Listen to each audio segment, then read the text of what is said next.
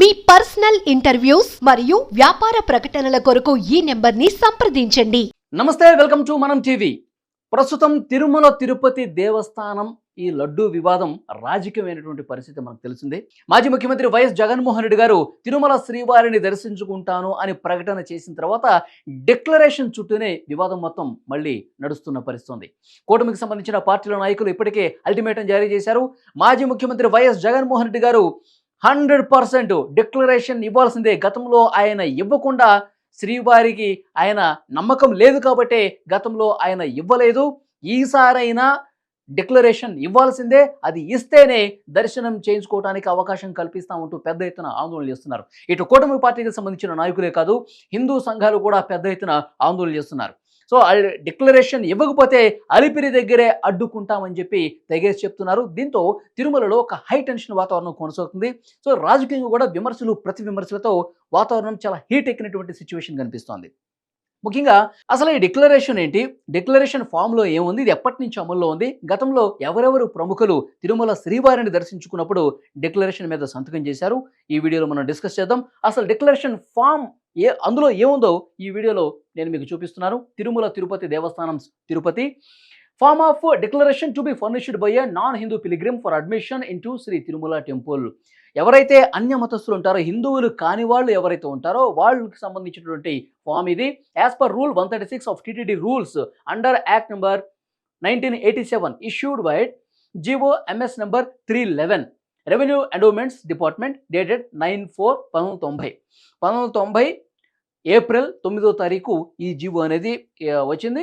So దాని ప్రకారం ఈ డిక్లరేషన్ ఫామ్ అనేది అందుబాటులోకి వచ్చింది. ఇందులో ఏముంది అంటే డాష్లో ఎవరైతే దర్శించుకుంటున్నారో నాన్ హిందూ కాని వాళ్ళు, క్రిస్టియన్స్, ముస్లిమ్స్, ఇతర మతాల వాళ్ళు ఎవరైతే శ్రీవారిని దర్శించుకుందాం అనుకుంటున్నారో వాళ్ళు వారి యొక్క పేరు ఇక్కడ రాయాలి. ఇక్కడ జగన్మోహన్ రెడ్డి గారు నిజంగా డిక్లరేషన్ ఇస్తే వైఎస్ జగన్మోహన్ రెడ్డి అని రాయాలి. బిలాంగ్ టు డాష్ రిలీజియన్, ఆయన క్రిస్టియన్ కాబట్టి క్రిస్టియన్ అని రాయాలి. However I have faith in lord Venkateswara and reverence to him and to his worship.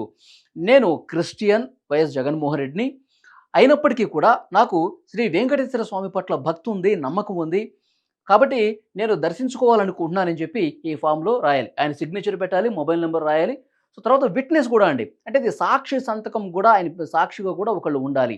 So witness దగ్గర ఎవరు పేరు రాస్తారో, ఒకవేళ నిజంగా డిక్లరేషన్ ఇస్తే చైర్మన్లుగా పనిచేసిన వారి హయాంలో వైవి సుబ్బారెడ్డి గారు, కరుణాకర్ రెడ్డి గారు, లేదంటే ఈవోగా చేసినటువంటి ధర్మారెడ్డి గారు, వీరేమన్నా విట్నెస్గా ఉండి సంతకాలు చేస్తారన్నది కూడా చూడాల్సిన అవసరం కనిపిస్తోంది. సో ఇది ఈ ఫామ్ ఈ విధంగా ఉంది. గతంలో జగన్మోహన్ రెడ్డి గారు చాలా సందర్భాల్లో దర్శించుకున్నారు, కానీ ఈ డిక్లరేషన్ పద్ధతిని పాటించలేదు. అసలు ఈ డిక్లరేషన్ ఎప్పటి నుంచి వచ్చిందంటే 1932 బ్రిటిష్ కాలం నుంచి వచ్చిందండి.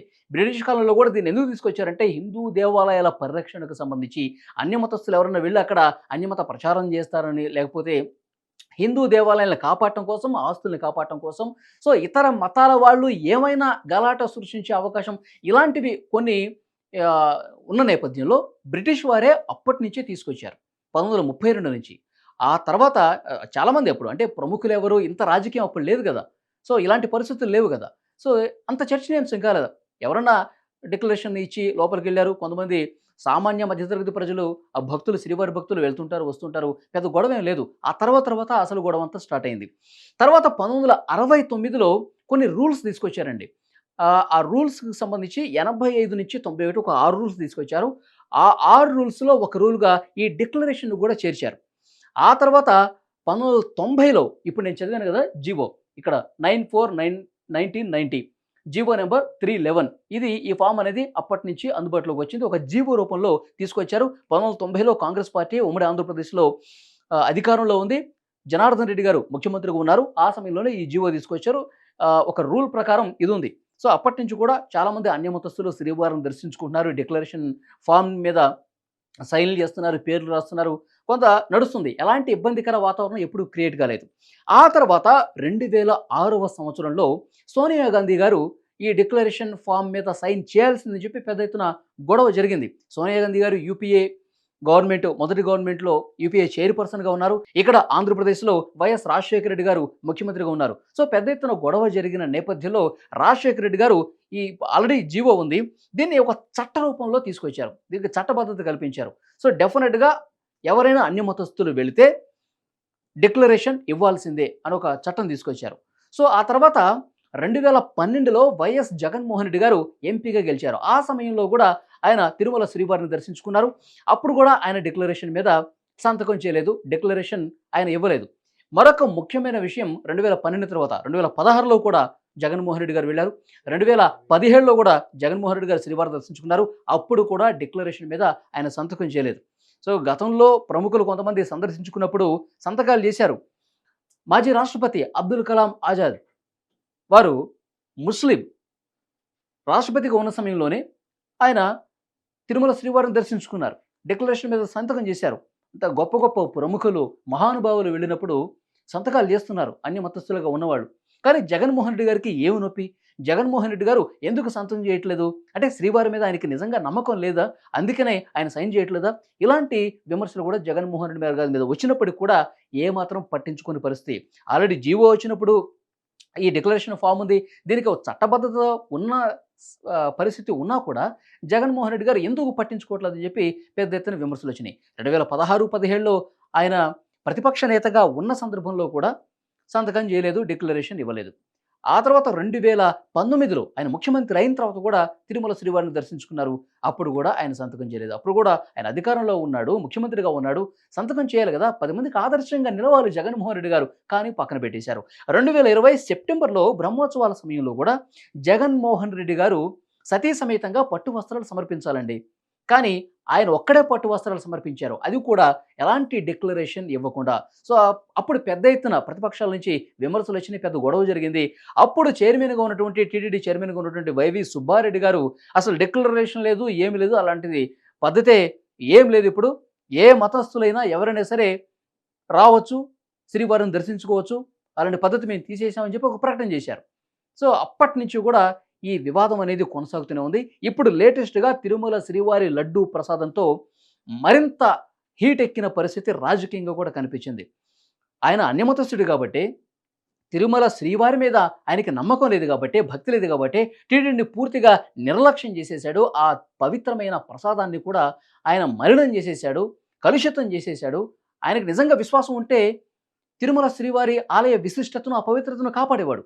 ఆయన అన్యమతస్థుడు కాబట్టి, అంత నమ్మకం ఆయనకి లేదు కాబట్టి ఇదంతా జరిగింది. మొత్తం వ్యాపారమయమైపోయింది.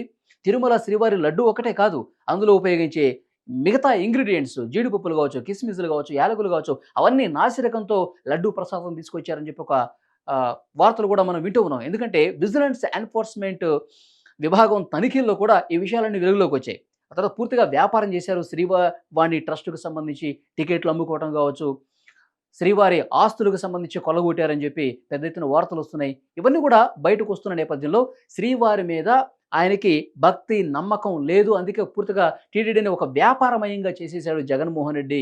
అందుకే ఇలాంటి అపవిత్ర కార్యక్రమాలు అక్కడ జరిగాయని ఇప్పుడు అధికారంలో ఉన్న పార్టీలు, కూటమి పార్టీలు కూడా ఆయన మీద విమర్శలు చేస్తున్న పరిస్థితి ఉంది. సో ఆయన ముఖ్యమంత్రిగా ఉన్నప్పుడు డిక్లరేషన్ మీద సంతకం చేయలేదు. ఆయన ప్రతిపక్ష నేతగా ఉన్నప్పుడు డిక్లరేషన్ మీద సంతకం చేయలేదు.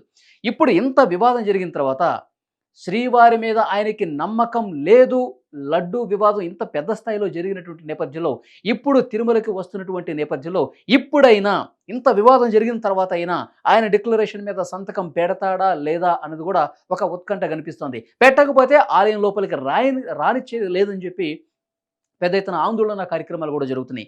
మరొక వైపు జగన్మోహన్ రెడ్డి గారు కావచ్చు, లేదంటే ఆ పార్టీకి సంబంధించిన నాయకులు ఏం చెప్తా ఉన్నారు?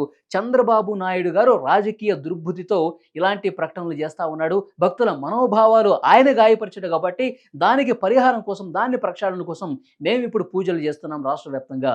మేము ఇప్పుడు తిరుమల శ్రీవారిని దర్శించుకుని పూజలు చేస్తున్నాం. సరే, పూజలు చేయండి, తిరుమల శ్రీవారిని దర్శించుకోండి, ఎవరూ కాదంటలేదు. మీరు అన్య మతస్థుడు అయినప్పటికీ తిరుమల శ్రీవారిని దర్శించుకోవచ్చు, ఆ స్వేచ్ఛ అందరికీ ఉంది. కానీ ఏదైతే రూల్ ఉందో, ఏదైతే చట్టం ఉందో, ఏదైతే ఒక జీవో అమల్లో ఉందో దాన్ని ఎందుకు పాటించట్లేదు? ఒక సైన్ చేసేస్తే అయిపోతుంది కదా.